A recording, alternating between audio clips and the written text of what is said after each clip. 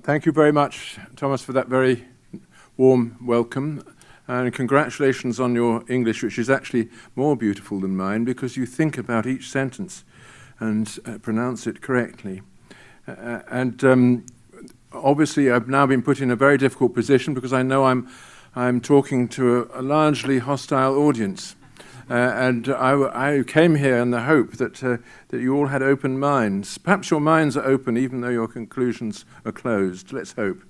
Thomas just raised the question, which has apparently been discussed here, of what it is to be a European. I gather my friend Fritz Bolkestein has said that he counts himself as a European because he was born in a European Union country. And that is a remarkable definition. I count myself as a European, first of all because I was born in a European country, not a European Union country, because it wasn't part of it then. But much more importantly, because I am heir to the Christian faith, the Roman law, and the civilization of Europe, embodied in its institutions, its universities, and above all in its parliaments and its political procedures, which to me is the most important fact of my own upbringing.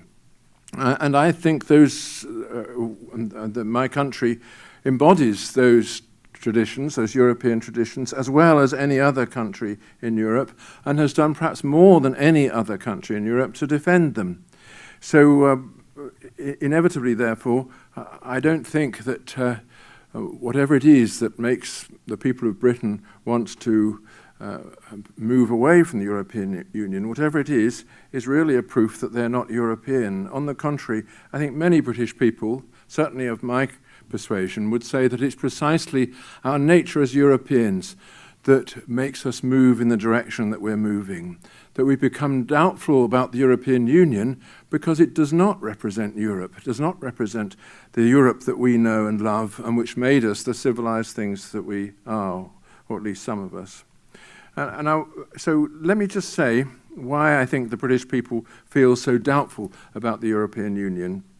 And I think there are three big reasons which are not often put into discussion, but which perhaps ought to be known by people in this room. The first is the post-war situation.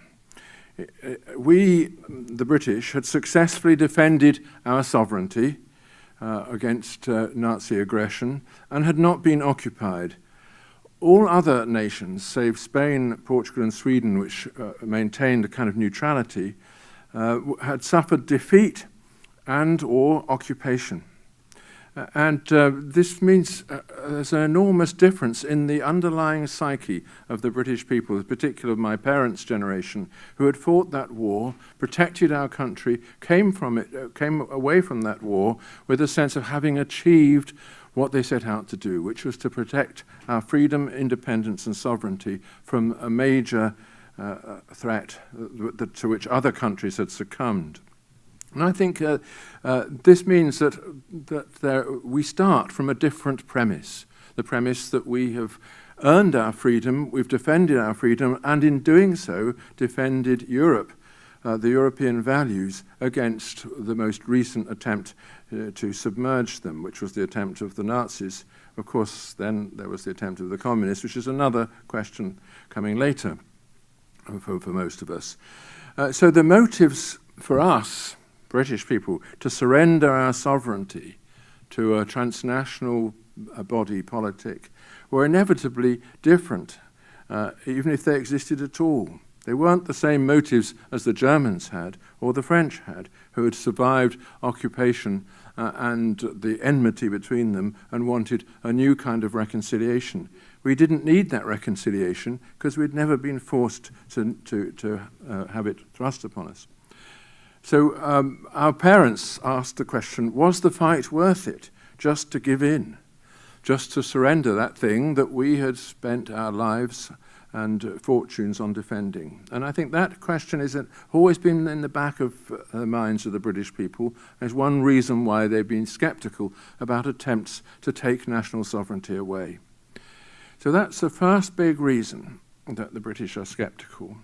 The second big reason is that our country has enjoyed a different kind of government and a different kind of law from the rest of Europe. The rest of the Europe has largely, not all of it, but most of it has undergone the great transformation inflicted upon it by Napoleon. And the imposition upon the nations of Europe of external sovereignty, written constitutions, and the Napoleonic jurisdiction, the Code Napoleon. Your country used to have a beautiful system of law, Roman Dutch law, which survives in the modern world, but only in the places which were part of the British Empire, because we stole them from you. That's to say, Zimbabwe used to be Rhodesia, and South Africa. Forget about that.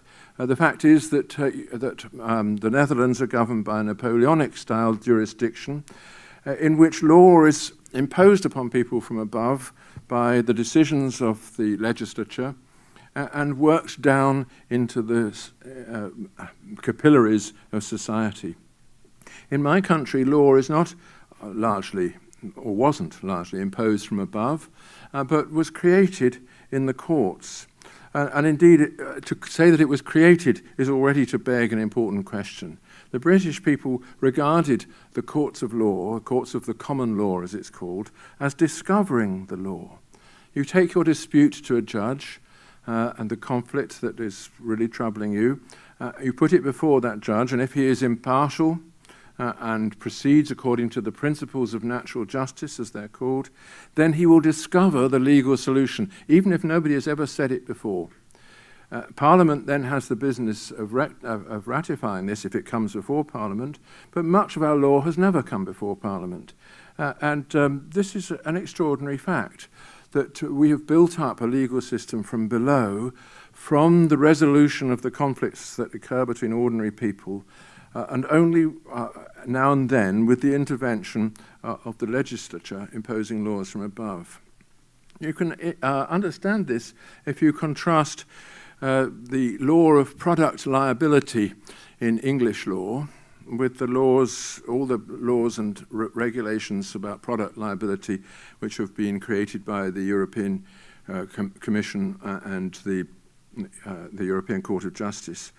We have one law, which is not even a law, it's a decision of the courts in the case of Donoghue against Stevenson, which tells you that somebody who is issuing something for sale in the general public is prima facie liable for all the adverse causes that will, adverse effects that would result from consuming it. That was a decision of the common law courts, and it has been sufficient to generate a fully developed system of product liability without consulting Parliament. Of course, Parliament comes in, but then when there is an additional difficulty, but that particular innovation saved us from all the problems that bothered European states in the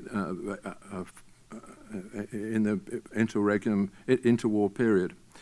Right, so that, I think, is a very important point to remember, that our system of law is structurally completely different from those systems of law that are applied in Europe, has great difficulty accommodating things like the decisions of the European Court of Justice, and certainly causes feelings of rebellion in people's, in the minds of ordinary people when they find themselves subject to a regime of regulation which is vaster by 100-fold than anything that they've been accustomed to. And that, I think, is important because it gives people a sense that somehow we're being governed from outside by people who don't understand us, who only know how to regulate and don't know how to resolve conflicts. Regulations produce as many conflicts as they resolve. The common law only resolves things. But that's the second great feature of my country, which makes it so sceptical towards the European Union. But the third feature, I think, is one which is hardly ever mentioned, but is even more important than the other two, which is that we speak the international language. Indeed, we speak it we're so deeply immersed in it that we hardly speak anything else. We are a monoglot, highly ignorant community, which doesn't have any ability to understand anything in any language other than its own. but the language that we speak is the first language that everybody else learns. So anybody who is remotely educated from any part of Europe can move into our country and establish himself or herself in our territory. At the same time, our territory is small, very small. It's much loved too, because we fought for it in 2 world wars, and this was the great propaganda message that we had this beautiful country which must be saved. And anybody who's travelled in the British countryside knows what I mean. It's much loved and protected by long-standing institutions and initiatives, which I'm going to talk about tomorrow in Amsterdam at a meeting organised by the European Union, interestingly enough. It's a small territory. Our territory is even more densely populated, the territory of England at least, than that of the Netherlands. Yet you wouldn't think so to look at it. So we are effectively under siege due to the European Union's freedom of movement provisions, which bring 500,000 people each year into our tiny country. And those provisions are part of the treaty, deeply embedded in the treaty, almost impossible to change. And they are the things which are most objectionable to the British, who see that they have lost control of their borders and are now hosts to a vast number of people from the former communist countries in Eastern Europe who compete for jobs, of course, and most of all compete for houses and are, in effect, causing an enormous housing crisis which we don't know how to resolve. So, again, this goes back to the first big reason, the fact that we defended our sovereignty in a time of great emergency. And people ask themselves, how can there be such a thing as national sovereignty if you have lost the right to control your borders? If you can't exclude those whom you don't want in the country or invite or give special privileges to those whom you do. So those 3 great features of my country's position, which are not duplicated elsewhere in Europe, are the real underlying cause as to why British people feel so dissatisfied. You may object to them feeling dissatisfied on these grounds. You may think that this is primitive or in some way involves the kind of nationalistic consciousness from which the rest of the world has released itself. But I think that it probably is not really fair, because these feelings come from a deep sense of a political order that has endured for 1,000 years. We are not nationalists, as is proved by the fact that we don't have a single nation. There are 4 nations wrapped together in the United Kingdom, none of which, except possibly the Scots, have recently expressed their national feelings in belligerent terms, all of whom think that they share this great political tradition and the land in which it has established itself, and they share also the law that I was referring to. We have to add to those 3 facts 2 very basic observations. First, that the European Union has, in its enthusiasm for dissolving borders, left itself unprotected against mass migrations. German guilt feelings, of course, make this worse. And there's no point in hiding from the fact that we're all extremely worried about what is going to be the consequences of Angela Merkel's gestures in recent weeks. Is there no limit to the people whom we're going to welcome? And if so, are we forced to accept, however crowded we are, however few resources we have to offer, are we forced to accept a complete transfer of populations into a country which has fought to protect itself from just that very thing, from the Lebensraum ambitions of its neighbours? Are we to ignore factors like knowledge, religion, adaptability, culture in incorporating new communities in our midst? That's a huge question that the European Union has fudged and forbidden us, in fact, in many ways from discussing. The second observation is that to be governed by a treaty is to put yourself in a situation where you can't adapt to change. Each nation can localize its problems and solve them or adapt to them if it can take legislative initiatives on its own. And that's the normal way in which countries face their problems, try to adapt to changing circumstances and to go on into the future. They pass laws or create institutions, initiate discussions which enable them to take a decision for themselves. But if they can't take that decision, how are they going to adapt? The treaty needs the signature of all its members to change in any very basic respect. But it was a treaty signed over 50 years ago by people who are dead in a situation that has vanished. Why should we be still governed by that rather than by our own decisions taken in our own parliaments according to our own sense of what our problems are? Surely this is irrational.